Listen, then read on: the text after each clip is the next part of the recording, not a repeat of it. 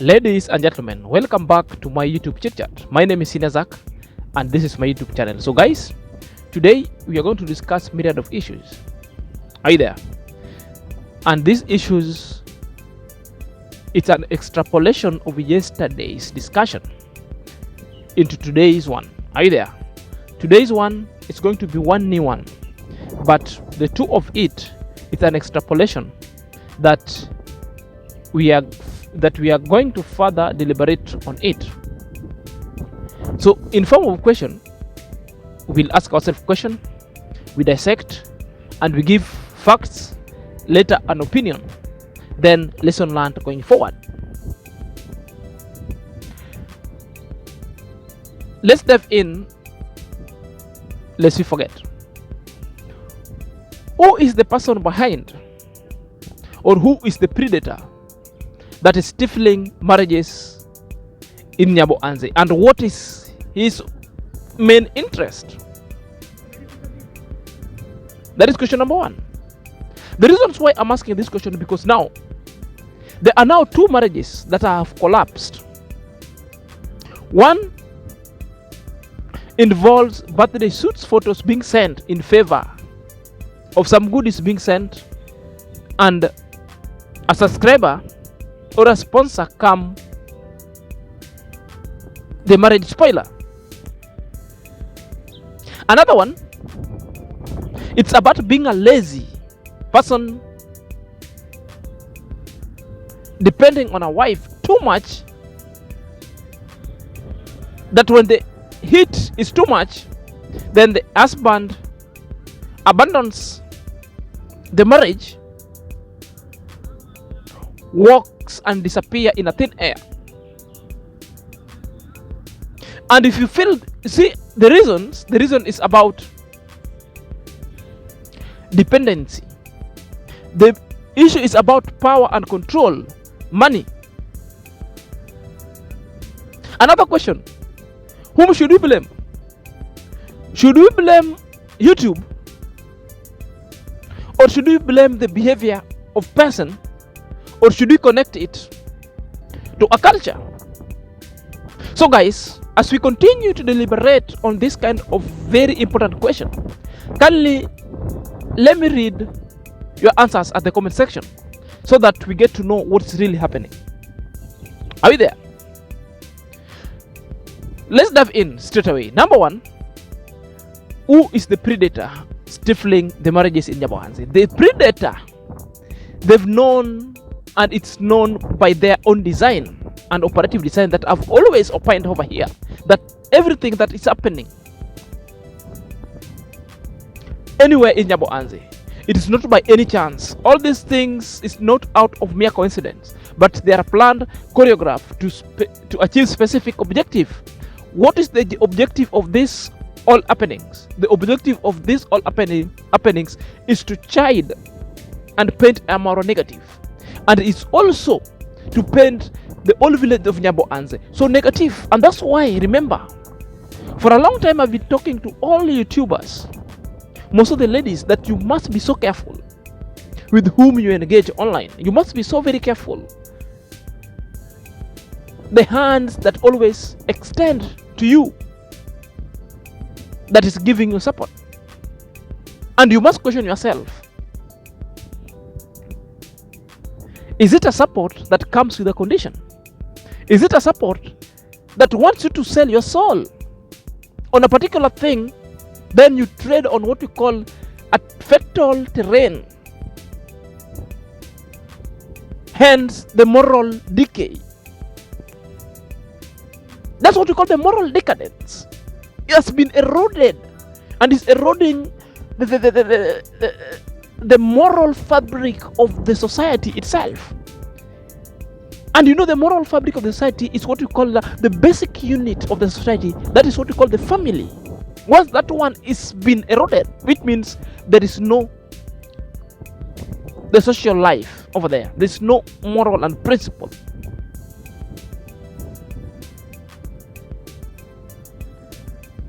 The question itself introduces us to the world of timelessness, introduces us to the world of fantasies. And we cannot perform. So let me give you a scenario, if you permit so. The kind of operatives of these people, of which I'm acutely sure these are the lazy gang. They planted people so that they execute the agenda. If all along you could be watching AM Carol and you see what AM Carol is saying, which means they have a lot of things and a lot are happening, including and wishing people that their marriages will go. One, it happened with Mayugno. The lazy gang are the one who reached Vivian so that Vivian took off. That marriage was dissolved and dismantled, courtesy of the lazy gang. You understand me? The second one, they tried the Sejo's wife. If you could recall, Sejo came on the camera, started complaining that somebody has been calling the wife in a manner that she wants the wife to get the traveling documentation so that she gets the wife a job in abroad, so that the wife should dissolve the marriages between him and Sejo. Sejo complained. And I remember doing the video telling people, you have to stay woke. Number three, they tried Minhawi, they tried African tea, they tried I am Paris.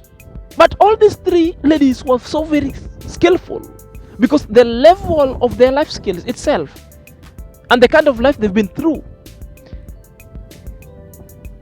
they knew that that is a dangerous terrain to trade on. Therefore, they discredited the offer and exposed the man. Are you there? And basically, that is the lazy gang planted in pseudony, because the lazy gang, their main work and operative signature is opening different accounts to attack people and pretend to be others. Others even opening accounts pretending to be Marwa and start abusing people online. So it is very sad. That's how they do it. Then they will come with a reaction, painting a picture that Marwa, you got subscribers from Marwa. Now you blame Marwa. We are not blaming YouTube, neither blaming Marwa, because your behavior after you've been introduced to YouTube, it's your own personal behavior pegged on your basic demeanor.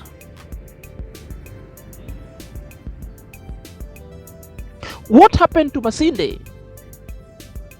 It's the same thing, the trajectory that they wanted to do with Minhawi, I am Paris, and African tea. Then they came and got the weaker links, that's Matinde. Unfortunately, it happened. Now, the same thing has come to happen to Priska Sagati, because Priska Sagati is talking about that the marriage is dissolved and the husband has walked out of the marriage and left. The basic thing, the husband entirely dependent on the wife, on Sagati, and Sagati has been doing everything.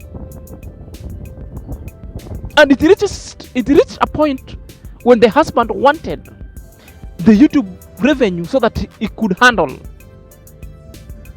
And the expectation itself was too high that within a short duration of time, they would be receiving millions maybe. And the opposite of what the husband expected really damaged that relationship, and the husband sublimed, disappeared. And that again introduces us to other question. Are the social roles that are so constructedly by the society, which is known as gender, do they favor men or women? Is it a cultural thing that now men are still living in the riddle of the old archaic traditions that that they want to keep their women at home, not to work. That they want to wield the superpower and dictate to their women. All that they want include abusing them. Because what is happening to Sagati simply means the man has just really neglected his role, sitting back in the house and expecting a woman to be paying bills. Sometimes it might happen maybe if a man is sick, people help each other. But it's a situation whereby you sit and you want everything and you dictate. Then later, when you're told off, you pick your things and you leave. It's fine, you can leave. But that one really profiles the men in that particular region. Is it an issue of cultural decay that men have just refused to abandon certain kind of stale culture and live into modernity, whereby a woman can go and do her businesses, come inside the house, a man also can go work, come inside the house, then they share whatever little they have.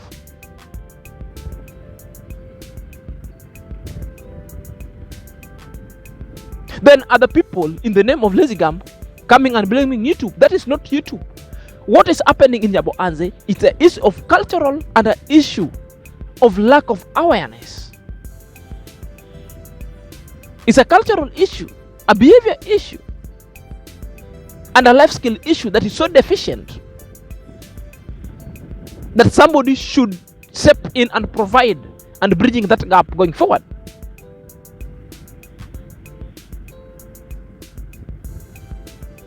I'm still failing to understand what really is happening. But for that one, who is stifling the marriage and who is a predator behind all those happening? These are the lazy gang in pseudo. So you must stay woke going forward. You must stay woke going forward. And again, ladies within Nyabohanse, and if you are a Korean lady, sometimes you also must also walk out of a culture that you feel will hold you a bondage, that you feel will never help you grow. The reasons why being, where I'm coming from, there are certain kind of policy that we have been sold to, that you can never marry this particular community just because of 1, 2, 3, 4. This is hogwash. Sometimes you don't need to get married within your community or within your tribe. Break certain kind of boundaries. That alone will make you break the bondages of poverty. Break the kind of a culture or of a curse that is so eminent that will get up with you when you're growing. You've seen Ayamarwa. The marriage has just come where she is just broken. If at all there was some certain kind of culture that Ayamarwa was expected to do, that's already been what? Been cut. If at all there was particular kind of curse, that's already been broken. It's the same way the ladies within the Korea. It's high time you start thinking out the box. It is not a must you have to get married with them, your fellow men and your fellow Korea mate. Look elsewhere. You have the neighbors just across the border. You have the neighbors, the Luo community around there. You have the lawyers from Kamenya around there. You can mingle so that you break particular kind of bondages that will bring, because it seems there is a constant problem and a challenge, which is a cultural thing that makes women within the Korean community to suffer a great deal. So you need to break from that shackle. If you have already married, get married. I'm speaking to ladies who are inspiring to get married again. Sometimes you have to break.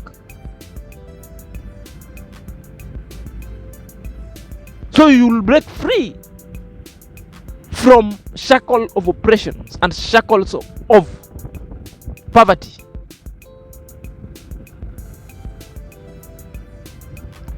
It is not YouTube. YouTube is not bringing problem in Nyabohanse. What is bringing problem in Nyabohanse is cultural issue and a basic behavior that is being sponsored courtesy of the lazy gang to stifle marriages within Nyabohanse. Are we there? And with those few remarks, permit me to submit all these kind of deliberations and let them distilled into your head. Let them distilled and always decide to make a change. Are you there? Change sometimes is very better, because when you change, sometimes you get to break all the bondages. Sometimes you get peace and you get a conducive environment to always flourish and thrive big time. And furthermore, I always believe all these ladies from Nyabohanse, they lack the person whom they call the parent figure, father figure or a mother figure whom can always talk to them. The people whom they can always go and share their problem with. Because the story of Masinde really got us with the shock. Now between almost 1 year is when you come out and tell us this story. When such kind of story was happening, you ought to have found somebody, talked. You ought to have even walk and find your ways to Emara place. Talk to Marwa so that we can get to know the kind of a sponsor you're dealing with. You don't have to wait until it's late. Same to Sagati. Speak out. Any moment you see a behavior that is not conforming with your everyday situation, come and speak out. Speak it out of camera. Sit down, never sit down. Consult among yourselves.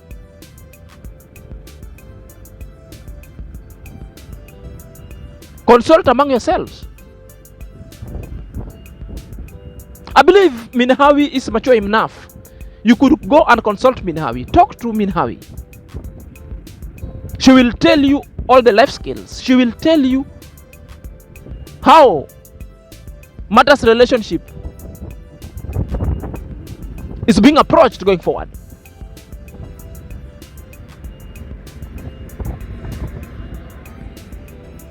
And as I'm wrapping all this conversation going forward, there is a substantial ground and a compelling reasons that the village grandpa, that is Maja's grandfather, should come and chip in and provide the guidance going forward. Because if you're not careful, more other alarming stories might befall us going forward. And the reasons why I believe that these are a signature operations or operatives of a lazy gang. A case study is here with Marwa and Roshio.